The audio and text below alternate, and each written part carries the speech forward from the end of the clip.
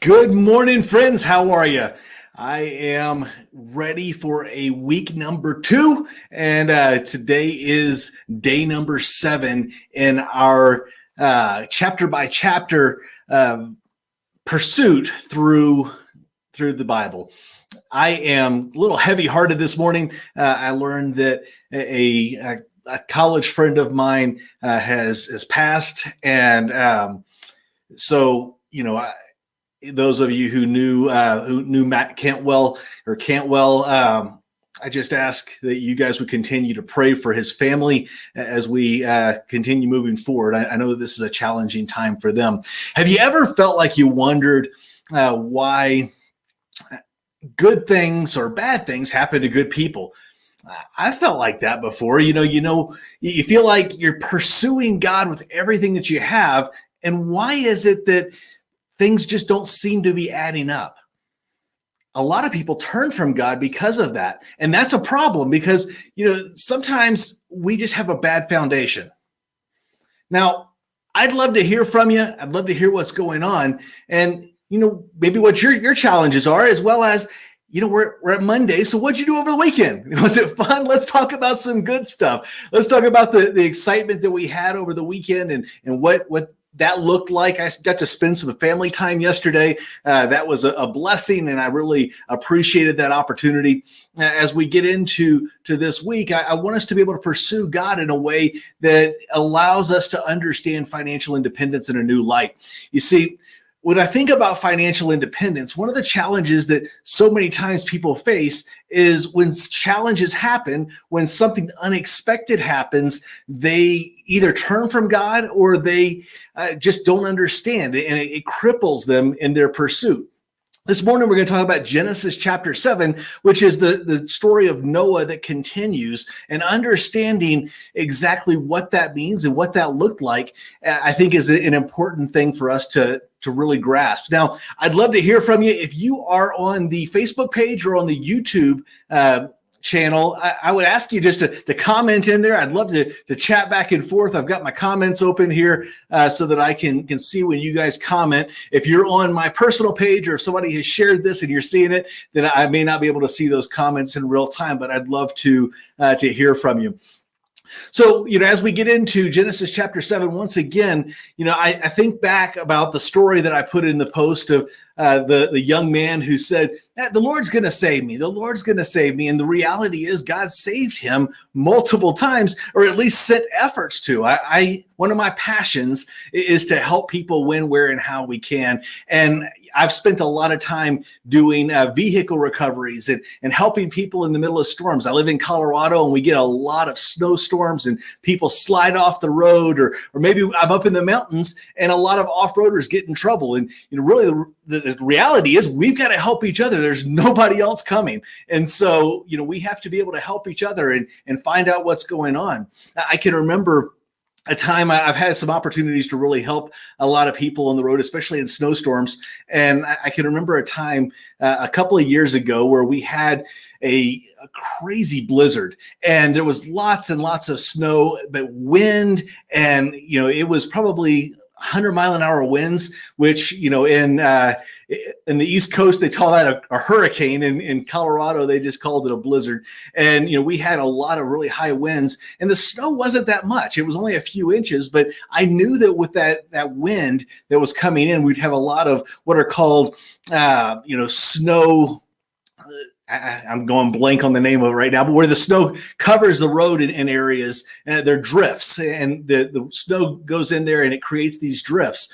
Well, what would happen was that the plows would come through and they would clear the road, but then the wind would blow the snow from the big open fields and everything out into the road, and it would create these drifts. And some of them were 6-7 feet tall, these huge drifts. And so a car just coming along, you couldn't see a whole lot. Then you'd run right into this snow drift, and a lot of people would end up in the ditch, or they'd end up on the side of the road, or they'd end up stuck between multiple drifts.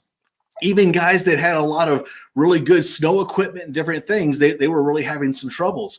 And so when you think about it, in fact, the weathermen didn't really give a heads up. And so a lot of people went out and they went to work that day. And when they came back, they were trying to come home and they left early and the storm came in and it was trouble. Well, the problem was it was too late. They hadn't prepared fully. They didn't know what was going on. They even though there was a little bit of a warning and there was some heads up, and I spent a lot of time preparing, a lot of people didn't, or they didn't have the equipment to be able to do that. So we went out and we ended up really helping a lot of people, and we were fortunate. We saved hundreds of people that night. Now, I wonder how many times we get a heads up from God on something in our lives, maybe a storm that's coming, maybe something that's happening, and we don't take advantage of that warning. Or maybe we try to take advantage of the warning, but we don't necessarily heed it. Maybe we just wonder why the storm happened and why we got caught in it. Let's listen to Genesis chapter 7 together. It's 3 minutes. And when I come back, I want to give you some perspective on exactly what this is talking about here in Genesis chapter 7 and how it applies to not only us individually, but how it applies to our pursuit of financial independence and maybe some characteristics that we can look out for as we continue pursuing God.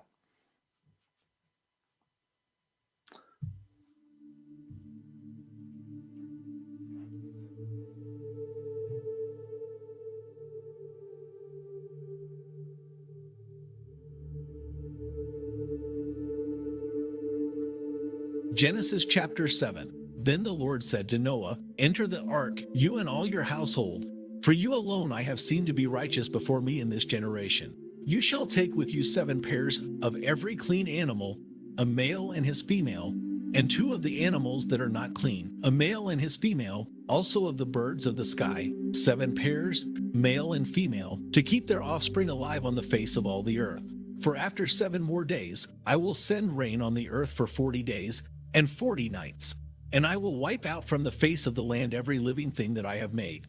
So Noah acted in accordance with everything that the Lord had commanded him. Now Noah was 600 years old when the flood of water came upon the earth. Then Noah and his sons, his wife, and his sons' wives with him entered the ark because of the waters of the flood, of clean animals and animals that are not clean, and birds and everything that crawls on the ground.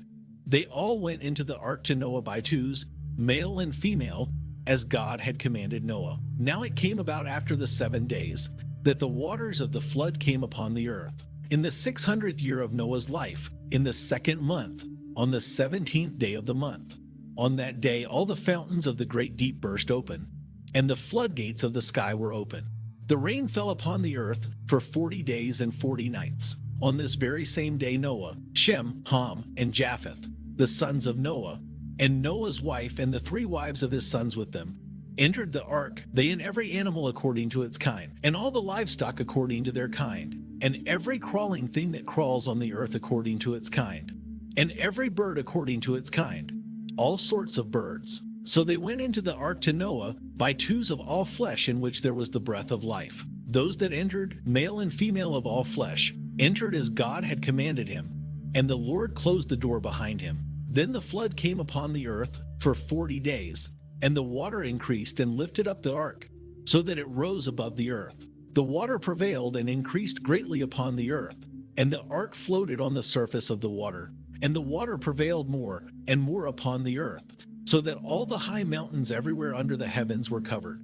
The water prevailed 15 cubits higher, and the mountains were covered. So all creatures that moved on the earth perished, birds, livestock, animals, and every swarming thing that swarms upon the earth. And all mankind, of all that was on the dry land, all in whose nostrils was the breath of the Spirit of life, died. So he wiped out every living thing that was upon the face of the land, from mankind to animals, to crawling things, and the birds of the sky, and they were wiped out from the earth. And only Noah was left, together with those that were with him in the ark. The water prevailed upon the earth for 150 days. All right. As we look at that, there were a few things that popped out at me. One is, as we're preparing, we're trying to figure out, why do good things happen or bad things happen to good people? I think sometimes it's because we have a poor foundation of understanding that it doesn't mean just because we believe in God or just because we're Christians that nothing bad is ever going to happen in our lives. In fact, we live in a world where bad things happen. And, whether it's because God allows it to happen or whether it's because something else creates the problem, we live in a sinful world that allows that to happen. When we start thinking about all of the challenges that we face and the mistakes that are being made and all around us, I want you to know something. God desires to give us provision. He designs us to be able to go out and to pursue that. Noah received the provision of understanding exactly what he had to do. He was told it's going to rain for 40 days and 40 nights. You better start preparing and put all these things together. Build the boat to look just like this. I wonder how many times we've been told, hey, listen, a storm's coming. We need to be prepared. I hear a lot of people out there in the church talking about preparation for all kinds of stuff. And maybe they come, maybe they don't. But I think we have to understand what God is telling us individually about what he wants to prepare us for and where he wants to take us. You start thinking about those opportunities that we have. There's been many times in my life where I can remember that maybe, I received something or there was an opportunity, it was an out, but I didn't take it. I didn't know. In hindsight, I can look back and say that was something I probably could have done that may have provided a little bit of relief. Isn't it good though, that even when we don't sometimes, he still continues to work through that with us because he shows us favor. You see, favor is a powerful thing when it comes to our belief in God and where we're at. But as we continue moving forward with our walk, we understand that he's going to give us provision. Now, in this verse, it says that it was going to rain for 40 days and 40 nights, but it didn't give him a heads up, didn't give Noah or his family a heads up that they weren't going to even see land for at least 150 days. That's pretty big. You think about it. We look at the storms that we're facing right now. Maybe you think there's some opportunities coming up where we're going to have some religious persecution. I believe that. I have no question in my mind. I think we're already seeing that. And I think it's already something that I have seen in my life. So my personal experience tells me that that's probably going to happen. But are we going to be prepared, at least mentally, emotionally, for that when it comes? Or are we just going to, forget about it? I want to encourage you that no matter where you're at today, no matter what storm you're going through, God wants to provide you provision. He wants to see you through this thing, and he's given you the tools. But we've got to pursue them. We've got to take action on those tools. He's given us the opportunities in front of us, but we have to take action on those opportunities. Now, if you're new to me and we're just connecting, let me be the first to welcome you to Middle Class Millionaire University. My name's Joe Sugg, and I'm the Bible-believing, freedom-seeking, Jeep-driving founder of Middle Class Millionaire LLC, where our mission is to educate and empower entrepreneurial-minded, faith-focused, purpose-driven people to achieve financial independence so that they may pursue their God-given passion instead of a life-sucking paycheck. Now, I don't know where you're at, but I'd love to connect with you. Make sure you go over and subscribe on the YouTube channel, connect with us on Facebook, and wherever else you find us on LinkedIn or whatever that is, because I'd like to be able to help you in this journey and be there with you. I'd like us to be able to connect in a meaningful way so that we can see opportunities together. Thanks for joining me this morning as we continue our chapter by chapter pursuit. Tomorrow, we're going to be back for chapter number 8 as we continue week number 2 in our pursuit of the idea of financial independence and what the Bible says. Thanks again.